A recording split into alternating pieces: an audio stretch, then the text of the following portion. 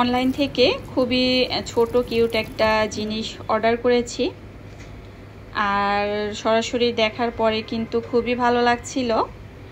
যদিও পুরোপুরিভাবে এখনো সাজাচ্ছি না, তো যখন সাজাবো অবশ্যই আপনাদের সাথে শেয়ার করছি। আর যেহেতু এখন ওপেন করছি তো এই জন্য আপনাদেরকে সাথে নিয়েই ওপেন করলাম। আসসালামু আলাইকুম, কেমন আছেন সবাই? আশা করি আল্লাহর রহমতে সবাই ভালো আছেন। এটা ছিল রাতের ভিডিও। বেলকুনিতে নতুন গাছ রেখেছি আর কিছুক্ষণ পর পরই সেই গাছগুলোকে দেখি, তাই বলে রাতের বেলাতেও কিন্তু আমি দেখা বন্ধ করি না। তো মোবাইল দিয়ে যখন ক্যামেরার আলোতে দেখছিলাম খুবই ভালো লাগছিল। পাতার কালারগুলো এতটা সুন্দর আসছিল কি বলবো।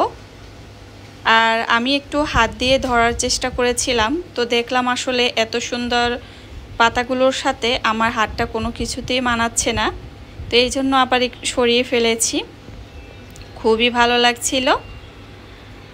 তো দুইটা গাছ লাগানো হয়েছে আর বেলি ফুলের গাছটা এটা বেলকুনিতে সম্ভবত হবে না, এই কারণে এটাকে ছাদে রেখে আসব। ছাদে খোলামেলায় জায়গাতে আরও বেশি ভালো হবে। তো রাতে যেহেতু গাছগুলোকে দেখছি আর পানিও দিয়ে দিয়েছি রাতের বেলাতে, এই গাছটা যে গাছটাতে এখন পানি দিচ্ছি খুবই সুন্দর লাগছে। তো এভাবে ছোট কিনে নিয়ে আসছি, আস্তে আস্তে বড় হবে। আর এটার পানি থেকেই আবার নিচে যে টবটা আছে এই টবটাতে পানি পড়ছে, তো এটা আর কি এভাবে বুঝিয়ে রেখেছি। তো সব গাছগুলোতে আর কি এভাবে একটু একটু করে পানি দিয়ে দিচ্ছিলাম। আর অনলাইন থেকে কি জিনিস অর্ডার করেছি, আসলে কি অনলাইনের জিনিসের প্রতি আমার তেমন জানি একটা বিশ্বাস নেই, তাই তেমন আমার কোনো কিছুই কেনা হয় না। তবে কিছুদিন আগে কিন্তু একটা টিভির পর্দা কিনেছিলাম, সেটা কিন্তু আপনাদের সাথে শেয়ার করেছি। আর দেখি কিন্তু নিজের কাছে বেশ ভালোই লাগছিল। আর এই তো কাটা মুকুট গাছটাও কিন্তু খুবই ভালো লাগছে দেখতে, সব গাছগুলোই সুন্দর। আর এই তো অনলাইন থেকে যে জিনিসটা অর্ডার করে নিয়ে আসছি সেটা কিন্তু আপনাদের সামনেই এখন ওপেন করছি।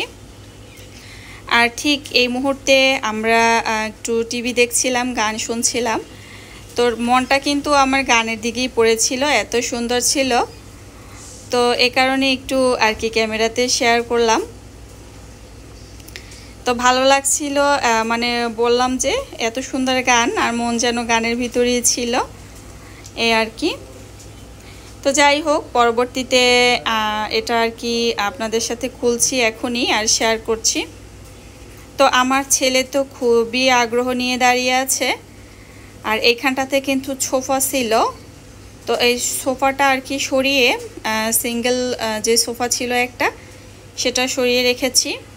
তো ভাবলাম এই স্ট্যান্ডটা আর কি এখানে রাখা যেতে পারে।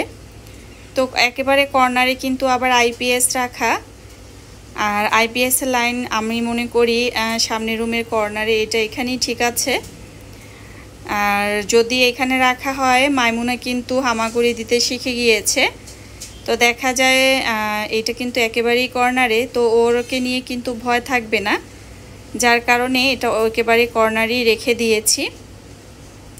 আর সিঙ্গেল যে সোফা সেটা সরিয়ে ফেলেছি। তো ভাবলাম যে যেটা নিয়ে আসছি অর্ডার করে এটা এখানে রাখি। তো ইদানিং কেন জানি না আবার গাছ তো আমার ছাদে আছে, তারপরেও মনে হচ্ছে যেন বাসার ভিতরে কিছু গাছ যদি রাখা হয় তাহলে দেখতে ভালো লাগবে, এ কারণে এরকমের একটা নিয়ে আসছি। তো আপনাদের সাথে অবশ্যই খুলছি আপনাদের সামনে বসে, আপনারাও দেখবেন। দেখে তো অবশ্যই কমেন্ট করে জানাবেন আপনাদের সুন্দর মানে যে মন্তব্য আছে, বা ভালো লাগলে অবশ্যই জানাবেন, আর যদি ভালো না লাগে সেটাও বলবেন। তো আসলে যখন একেবারে প্রপারভাবে সাজানো হবে তখন কিন্তু আরও বেশি ভালো লাগবে। তো গাছ টাছ রাখার পরে দেখা যাবে আরও ভালো লাগবে তখন। তবে এই মুহূর্তে আমি কিন্তু গাছগুলো রাখছি না, কারণ ঈদে যেহেতু আমরা এখানে বসে ঈদ করব না বা বেশ কিছুদিন থাকা হবে না, তো ভাবলাম তাহলে গাছগুলোর যত্ন কে করবে। তো এই ভেবে কিন্তু এখন এভাবেই আর কি শেয়ার করে দিয়েছি, গাছ টাছ আর রাখছি না। তো যখন আসবো তারপরে কিছু গাছ কিনবো, তো তখন সাজিয়ে আবার নতুন করে আপনাদের সাথে অবশ্যই শেয়ার করব।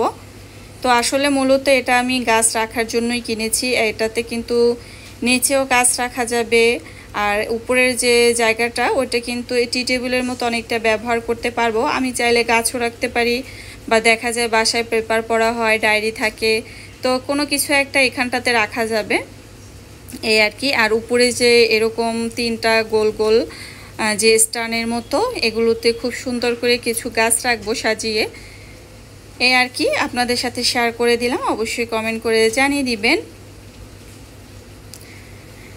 আর এখানে আমি আজকে খিচুড়ি রান্না করব।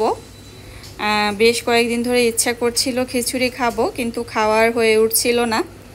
তো এই জন্য আমি মুগ ডাল আর মসুরের ডাল সমপরিমাণ নিয়েছি। এই জন্য এটাকে আগে একটু হালকা টেলে নিলে ঘেরানটা ভালো আসে, এটা তো আমরা সবাই জানি। এই আর কি, পানি দিয়ে আমি কিছু সময় এটাকে ভিজিয়ে রাখবো যেন নরম হয়। তাহলে কিন্তু যেহেতু আমি খিচুড়িটা ঝরঝরে খিচুড়ি রান্না করব পোলাওয়ের চাল দিয়ে, তাহলে খুব সহজই হয়ে যাবে। আর এই তো সব কিছু একেবারে ডিটেলসে শেয়ার করছি না, তাহলে ভিডিওটা আরও অনেক বড় হয়ে যাবে। তো মুরগি দিয়ে যেহেতু খাবো, এখানে 2টা মুরগি নিয়েছি আমি। হাত পা এগুলো, হাত পা ফাঁকা যেগুলো বলি আর কি, ওগুলা নেই, শুধু মাংস দিয়ে এখানে আর কি রান্নাটা বসিয়ে দিয়েছি। তো আগে মাংসটা কষিয়ে নিচ্ছি। আর মুরগিগুলো অতিরিক্ত বড় না, মিডিয়াম সাইজের, এগুলোই খেতে কিন্তু ভালো লাগে আর খুব সহজেই সিদ্ধ হয়ে যাবে। তো এ পর্যায়ে আমি আবার যে ডালগুলো ধুয়ে রেখেছি, তো এটাও সিদ্ধ হবে, এই জন্য এটা একটু আগে দিয়ে দিচ্ছি। তবে আমি একসাথে কিন্তু রাইস কুকারের ভিতরে একসাথেই রান্না করে নিচ্ছি। আর সেই সাথে আমিও বিদায় নিচ্ছি আজকের মতো। আল্লাহ হাফেজ, আসসালামু আলাইকুম।